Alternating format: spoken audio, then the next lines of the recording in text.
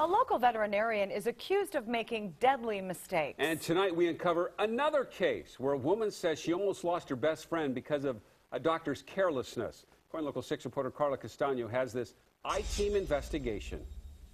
See how she's got to walk and it catches on her toes. I can't get it to come forward. It's really sad. 13-year-old Polly can barely walk now. She came back when she wasn't the same lizard. Annette Miller says she's surprised her iguana even survived after taking her to St. Francis 24-hour animal hospital for x-rays. I think they just were rough with her. She's got a little raspberry on her cheek. Now Polly has a dislocated, bulging tail and nerve damage. She can't move her front leg. She was absolutely normal. She initially went to St. Francis for a bloated stomach full of eggs, but the vet there, Dr. Michael Baker, told Miller there were no eggs and her lizard just needed to restrict activity. I mean, there was clearly eggs in the x-rays. You can clearly see a bunch of eggs. This is my iguana's eggs that she has loaded up in her. And another vet agreed, removing dozens of eggs from the iguana. I'd say 50 to 60.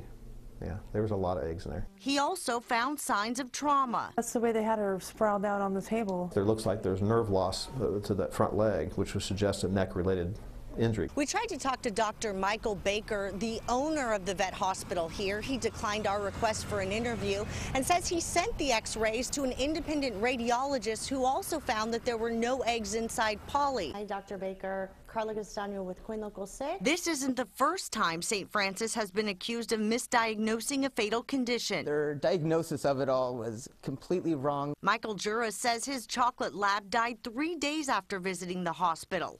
Tad Adamski accused the clinic of mishandling his bird, saying it went in for a bacterial infection and came out with a head injury, then died 12 hours later. I was not allowed to go back to, and she came out with blood in her eye. First 24-hour clinic in Vancouver in Clark County. In our first report on St. Francis, Dr. Baker denied wrongdoing in both of these cases. There's no neglect. We do have to restrain them when we handle macaws. They can cause potential injury.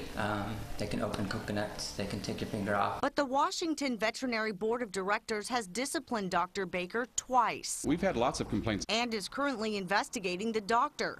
But so far, despite the complaints, not much seems to stick. What we have to do is look to see what we can prove. Is there evidence that's provable?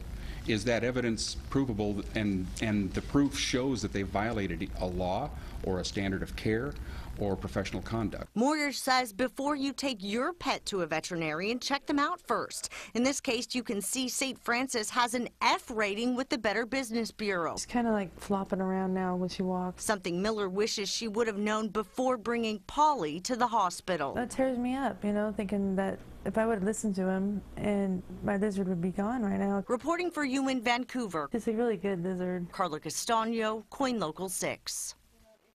Well, it was Polly's owner who tipped us off to this story after seeing our first report on the St. Francis Animal Hospital. If you have a story idea, email it to news@koin.com or submit it onto our website.